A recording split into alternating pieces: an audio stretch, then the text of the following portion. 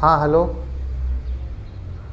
हाँ भैया, वो आपको हमने बताया था ना कि वो सैलरी से पैसे बचते नहीं हैं। थोड़े बहुत बचते भी हैं तो उसको सही जगह इन्वेस्ट नहीं कर पाते हैं। तो कुछ तो ऐसा बताइए कि जिससे सही तरीके से हम इन्वेस्ट भी कर पाएँ और हमारा लाइफ भी सही रहे, हमारे बच्चों का भी लाइफ सही रहे।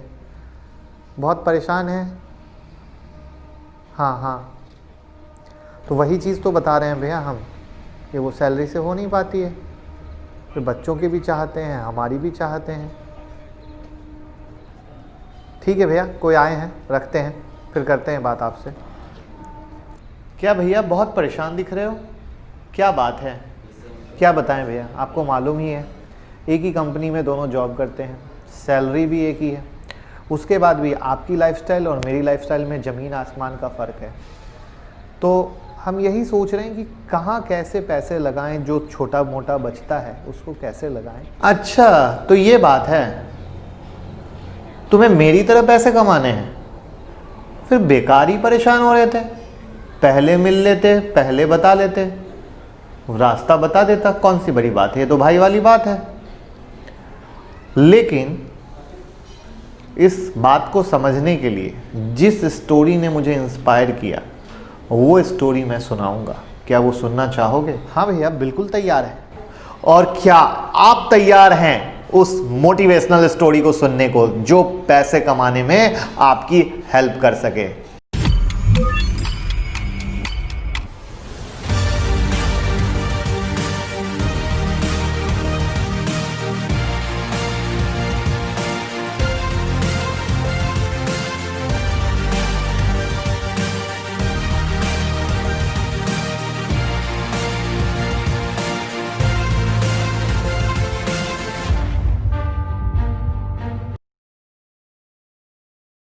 हेलो एवरीवन, आज मैं आपके बीच लेके आया हूं स्टॉक मार्केट से जुड़ी एक ऐसी सक्सेस स्टोरी जिसको सुनने के बाद स्टॉक मार्केट के प्रति आपका कॉन्फिडेंस एक अलग लेवल पे पहुंच जाएगा। ये सही सुना। तो चलिए बिना समय गवाए शुरू करते हैं आज की कहानी को। तो मैं मुकुल अग्रवाल आपका आप ही के YouTube चैनल में स्वागत करता हूं। जो भी नए लोग हो चैनल को जरूर सब्सक्राइब करें और बेल आइकॉन हिट करें। तो ये कहानी है महाराष्ट्र के छोटे से गांव अमलनेर की, जहां मोहम्मद अनवर अहमद नाम के एक आदमी थे, अपने बुजुर्ग पिता और 3 भाइयों के साथ गुजारा करते थे। और ये 1970 के समय की बात है, जब अनवर और उसके पिता के पास एक बहुत बड़ा खेत था।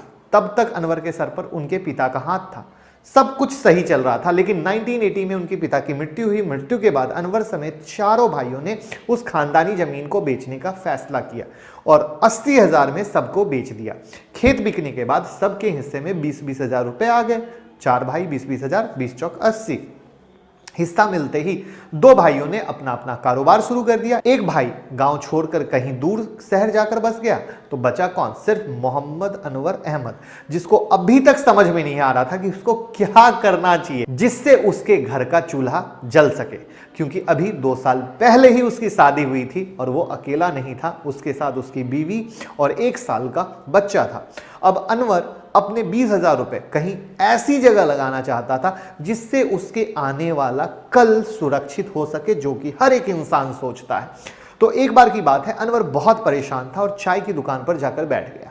यहां उसकी मुलाकात होती है एक ऐसे शख्स से जिसने उसकी पूरी की पूरी जिंदगी बदल दी। यस, चाय की दुकान पर उसकी मुलाकात हुई मुंबई के एक स्टॉक ब्रोकर से जिनका नाम था सतीश शाह। वो अमलनेर किसी की तलाश में आए थे। उनको तलाश थी विप्रो कंपनी के शेयर खरीदने वालों की। अब आप सोच रहे हैं वो बॉम्बे से इसी जगह क्यों आए? तो इस बात का जवाब देने के लिए मैं आपको विप्रो के थोड़े से बैकग्राउंड में लेके जाना चाहूंगा, जिससे चीजें और साफ हो जाएंगी। एक्चुअली विप्रो कंपनी की शुरुआत अमलनेर से ही हुई थी 1947 में। और अजीज प्रेम जी के जो पिता थे मोहम्मद हुसैन हसन प्रेम जी, उन्होंने कंपनी का पहला प्लांट अमलनेर में स्टार्ट किया था, स्थापित किया था, जहां वनस्पति घी और रिफाइंड ऑयल की मैन्युफैक्चरिंग होती थी। तब इसे western India vegetable product limited कहा जाता था। और 1986 में यह कंपनी स्टॉक एक्सचेंज में लिस्ट हो गई और उस समय गांव के बहुत सारे लोग इस प्लांट में काम किया करते थे, जिनमें से कई लोग कंपनी के शेयर होल्डर भी थे। और इन्हीं शेयर को खरीदने के लिए सतीश शाह नाम का स्टॉक ब्रोकर मुंबई से अमलनेर आया था। इसको बोलते हैं समय का पहिया और चक्र कैसे घूमता है। तो मोहम्मद अनवर के लिए शेयर मार्केट एकदम नया था, उसको अभी शेयर मार्केट का एस भी नहीं आता था। लेकिन सतीश साथ से मुलाकात के बाद अनवर की दिलचस्पी शेयर मार्केट में बढ़ने लगी। सतीश ने उसको बताया कि अगर आप एक बार किसी कंपनी के शेयर खरीद लेते हैं तब आप उस कंपनी में हिस्सेदार बन जाते हैं।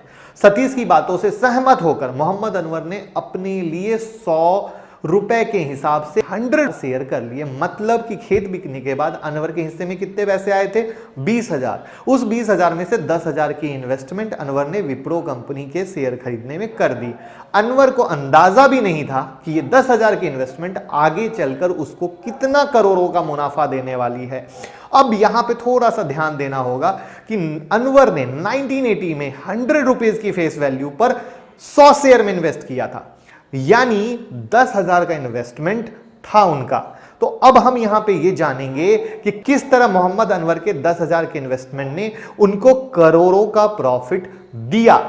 तो आपको यहां पे हमने विप्रो का पूरा चार्ट दिखाया है 1981 से 2019 का, और किस तरीके से बोनस कंपनी ने दिया है, चाहे 1981 हो, 1985, 1986, 87, 89, 92, 95, 97, 99, 2004, 2005, 2010, 2017, 2019 और उसके 100 शेयर बढ़कर हो गए 2,56,00,000 शेयर। यानी 100 शेयर उसने लिया, वो हो गए 2,56,00,000। अब आज के शेयर की कीमत कितनी? 350 रुपए बराबर। और अब आप मल्टीप्लाई करेंगे तो उसने 10,000 रुपए इन्वेस्ट किया था, उसकी वैल्यू कितनी? 690 करोड़ रुपए।